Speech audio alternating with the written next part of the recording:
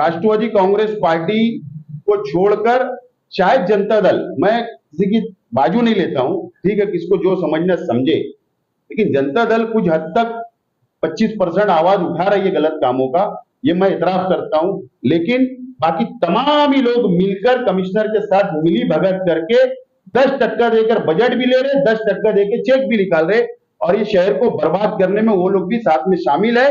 ये मेरे साफ तौर पर उन लोगों पर इल्जाम है। आज मैंने यूट्यूब चैनल पर, अखबार में न्यूज पढ़ा कि कल दयाने में किसी राजकीय पक्ष की सभा थी और हमारे तालुके के, हमारे जिले के नेता ने ये घोषणा की है कि 15 दिन या 1 महीने में अंडरग्राउंड ड्रेनेज भुयारी गटर का काम की शुरुआत हो जाएगी, वर्क ऑर्डर हो जाएगा। बड़ी अच्छी बात है, हम स्वागत करते, काम जल्दी शुरू होना चाहिए। लेकिन सबसे बड़ा जो सवाल है, मालेगांव महानगर पालिका के आयुक्त तो प्रशासक से मेरा है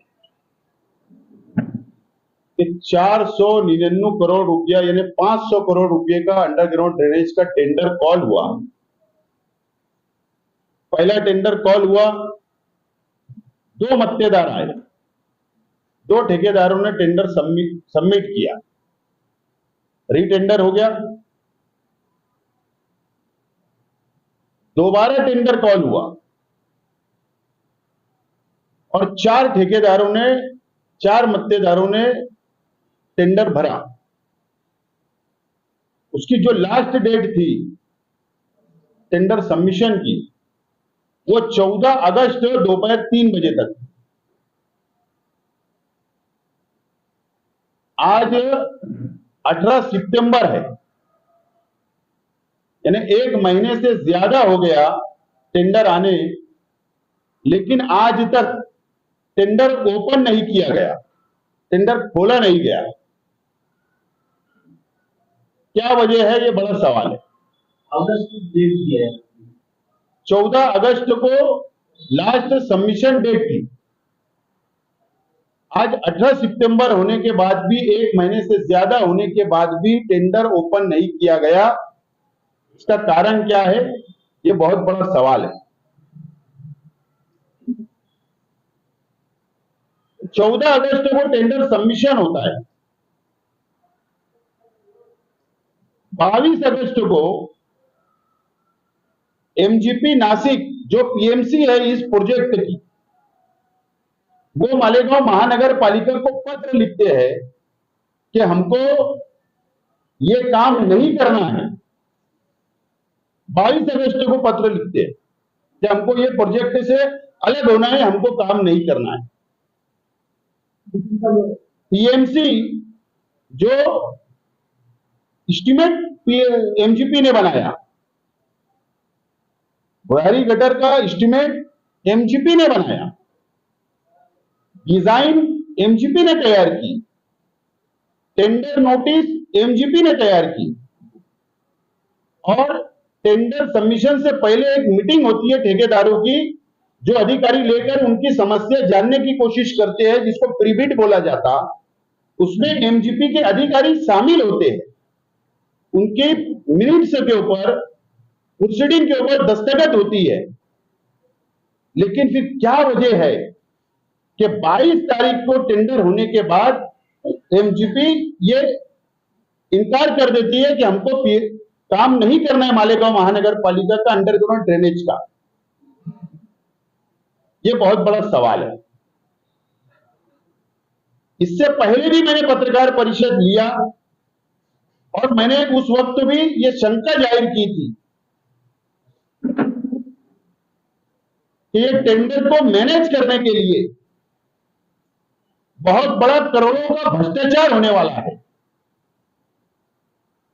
लेकिन हुआ ये कि प्लानिंग बराबर चल रही थी, 3 टेंडर मैनेज टेंडर आ जाए, इसकी पूरी प्लानिंग हुई। लेकिन लास्ट में किसी बंदे ने, किसी कॉन्ट्रैक्टर ने टेंडर, चौथा टेंडर आ गया तो प्लानिंग फेल हो गई, नजर आ रही है फेल होते। मुझे शंका है कि एमजीपी को राजकीय दबाव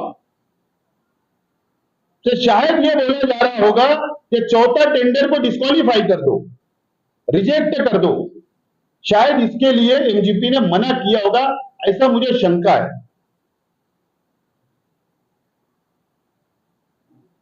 मैं आज भी बोल रहा हूं, किसी को याद होगा या नहीं, मैंने प्रेस के सामने एक बात बोला था कि कल्याण की ईगल कंपनी को टेंडर देने के लिए पूरा संयंत्र रचा जा रहा है, और जो 4 टेंडर आए उसमें ईगल कंपनी ने भी टेंडर भरा है।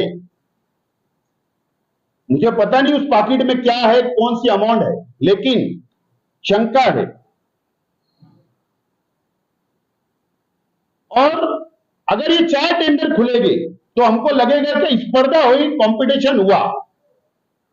अगर 3 टेंडर ओपन किए गए और एक को बाहर कर दिया गया तो ऐसा समझा जाएगा कि भ्रष्टाचार करने के लिए एक को बाहर किया गया, ऐसा मेरा मत है, ऐसा मेरा मानना है। इससे पहले भी मैंने कहा था कि 100 करोड़ रुपए का भ्रष्टाचार करने का इस टेंडर के अंदर संयंत्र रचा जा चुका है। 100 करोड़ रुपए का टेंडर अगर 30% आबो आया होगा तो 150 करोड़ का भ्रष्टाचार होगा अगर कमिश्नर ने दिया तो। अगर उसमें नेगोशिएशन किया गया और अगर 20% आबो दिया गया तो 100 करोड़ रुपया आबो जाएगा टेंडर, 100 करोड़ का भ्रष्टाचार होगा। और अगर 10% आबो दिया गया तो 50 करोड़ रुपए का भ्रष्टाचार होगा। यानी गवर्नमेंट जब एक टाइम ऑफसेट प्राइस यानी प्रशासकीय मान्यता दे देती है और आबो जो पैसा दिया, आबो जो टेंडर दिया जाता है उसका मालेगांव महानगर पालिका को अपने फंड से, जर्नल फंड से पैसा अदा करना पड़ता है। मैं सिर्फ आज इसलिए पत्रकार परिषद लिया हूं कि मालेगांव मध्य की आवाम और मालेगांव बाह्य की आवाम, हिंदू मुसलमान भाई, यहां के वोटर, यहां के नागरिक सिर्फ नजर रखे इस टेंडर पर। अगर आबो टेंडर दिया जाएगा तो करोड़ों रुपया हिंदू मुसलमान इस शहर के टैक्स पे शहरी के ऊपर मजीद टैक्स बढ़ेगा और करोड़ों रुपए का भ्रष्टाचार होगा। इसलिए शहर की आवाम इस टेंडर के ऊपर और पत्रकार आप लोग भी नजर रखे। इसके लिए आज की पत्रकार परिषद मैंने लिया। नंबर 1, इससे पहले भी कमिश्नर साहब ने, जो मैं सिरे से ये मानता हूं ये शहर के लिए घातक आदमी है, नुकसानदेह आदमी है, ये शहर को, कारपोरेशन को बर्बाद करने आया है। इसके 2 सबूत सिर्फ मैं आपके सामने रखूंगा। मौसम नदी के अंदर जो साइड से जो धक्का बनाया जा रहा है, वॉल कंपाउंड तैयार किया जा रहा है, 13 करोड़ रुपए का टेंडर था, 13 करोड़ रुपए। आबो कितना देना चाहिए? आबो कितना? 1%, 2%, 5%, 10%? ये मेरे पास सबूत है। 24% आबो टेंडर दिया गया है, 24% आबो,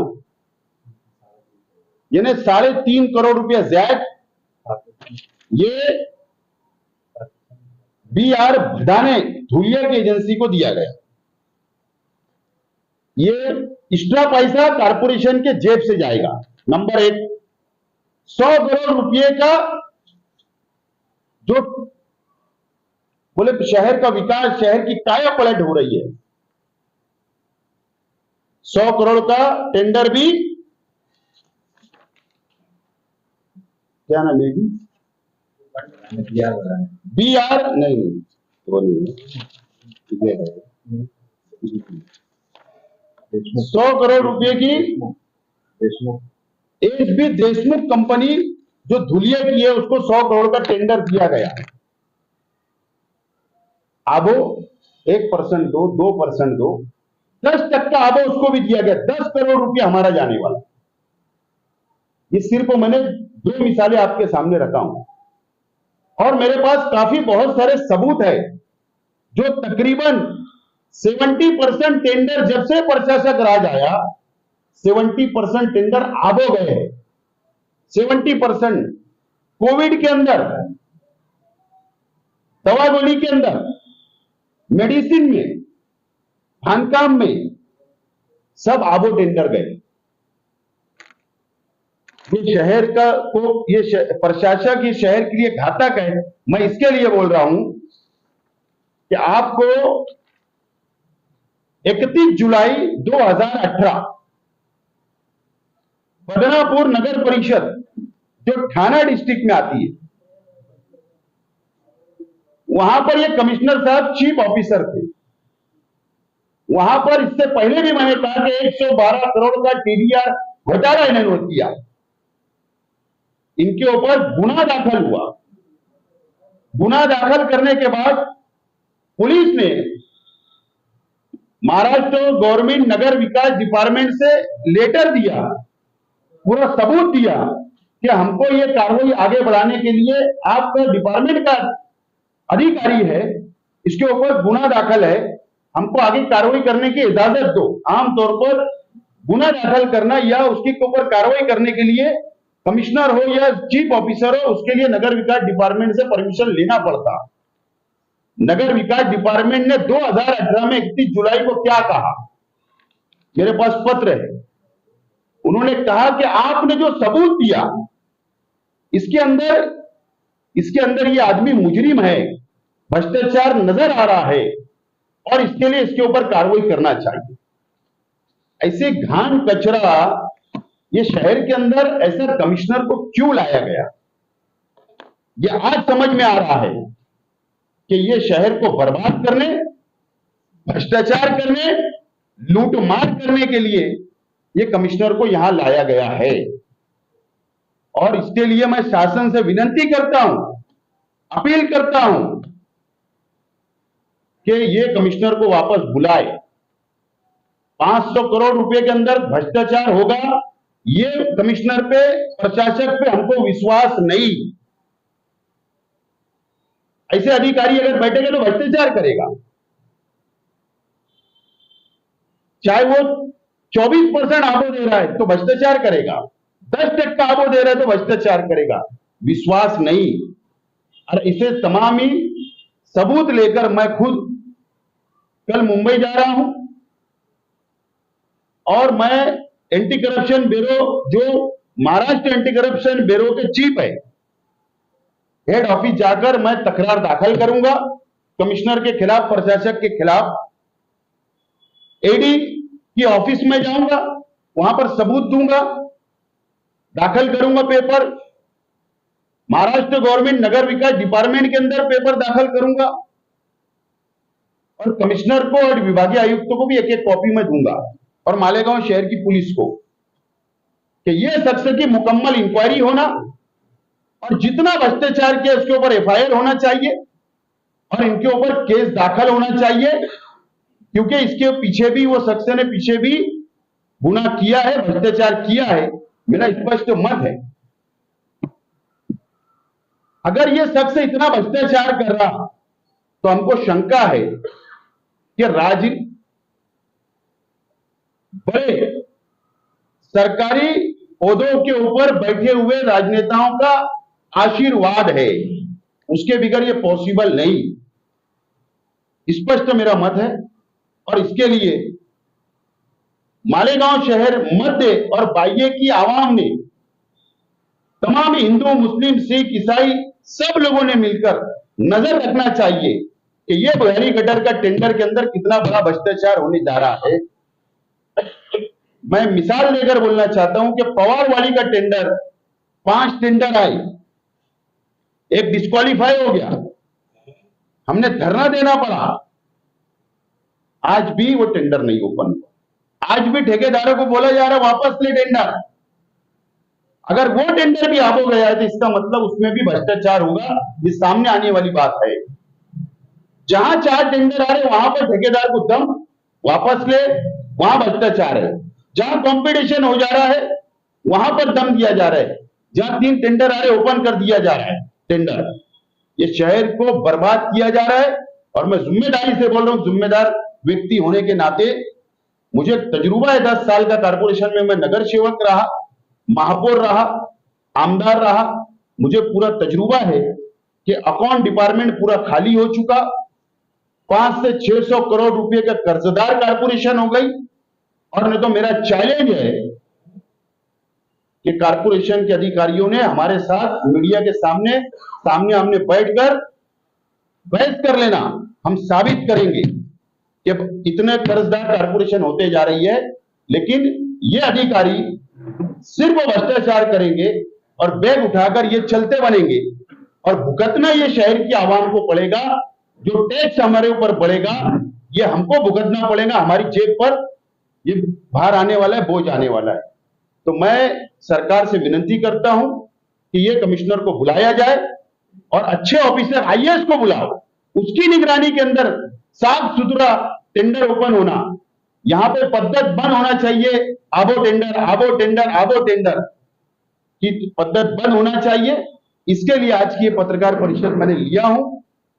अगर आपको कोई सवाल है तो आप पूछ सकते हैं। ये जीवन प्राधिकरण ने जो लेटर दिया है कि हम काम नहीं कर सकते, क्या मेंशन किया है?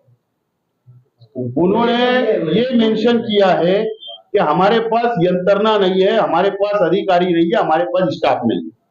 अगर इनको, मैं उनको दोष नहीं दे रहा हूं आज, वो भी डर के उन्होंने शायद लिखा होगा, ऐसा मेरा मत है। लेकिन अगर उनके पास अधिकारी नहीं थे, अगर उनके पास में इंजीनियर नहीं थे, तो उन्होंने पीएमसी पहले क्यों हाथ में लिया, क्यों डिजाइन बनाया, क्यों एस्टीमेट बनवाया, क्यों अट्टी सर्ती बनवाया, क्यों प्री बिड में आके बैठे? ऐसा क्या हो गया 14 तारीख से और 22 तारीख के बीच में कि इनको टेंडर पीएमसी छोड़ना पड़ रहा है? ये बड़ा सवाल है। पूरे शहर में कमिश्नर बिल्कुल बिल्कुल, मैं बार बार बोल रहा हूं कि राष्ट्रवादी कांग्रेस पार्टी को छोड़कर शायद जनता दल, मैं किसी की बाजू नहीं लेता हूं, ठीक है, किसको जो समझना समझे, लेकिन जनता दल कुछ हद तक 25% आवाज उठा रही है गलत कामों का, ये मैं इतराफ करता हूं। लेकिन बाकी तमाम ही लोग मिलकर कमिश्नर के साथ मिली भगत करके 10% देकर बजट भी ले रहे, 10% देकर चेक भी निकाल रहे, और ये शहर को बर्बाद करने में वो लोग भी साथ में शामिल है। ये मेरे साफ तौर पर उन लोगों पर इल्जाम है। पहली डैम हुआ, बॉडी थी तो ऐसा नहीं होता था कि मार्च तक बजट चलता था। पहली डैम ऐसा हो बजट खत्म हो गया। पहली डैम हुआ 58 करोड़ का बजट साफ। मैं जिम्मेदारी से एक बात और बोलना चाहता हूं कि कारपोरेशन के अधिकारी 2-3 महीने के अंदर ये खुद गेट के ऊपर खड़े रह के पगार के लिए आंदोलन करें।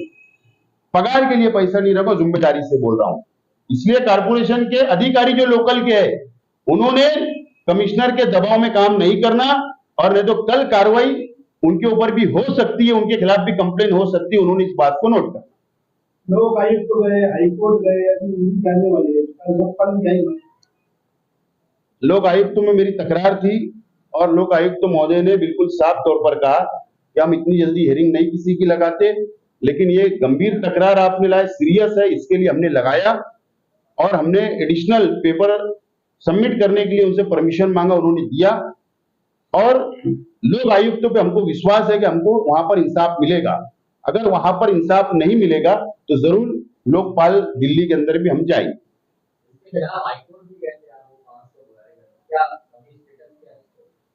ये 13 तारीख थी, पीछे 13 तारीख थी, मीटर लगा नहीं, कोर्ट नहीं बैठा। हो सकता है ये अगले हफ्ते तारीख लगेगी। वो एक मीटर है। दूसरा मीटर अभी हम लोग ये कंप्लेन लेकर जा रहे हैं और इसकी ये पूरी लड़ाई लड़ेंगे। शहर को बचाना, शहर के बैतुल माल को बचाना, शहर के टैक्स ना बढ़े आवाम के ऊपर, इसके लिए ये लड़ाई हम आगे तक लड़ते रहेंगे। चाहे इसके लिए जो भी परिणाम हमको भुगतना पड़े, हम भुगतने के लिए तैयार है। ये एकदम साफ तौर पर हमारी पॉलिसी।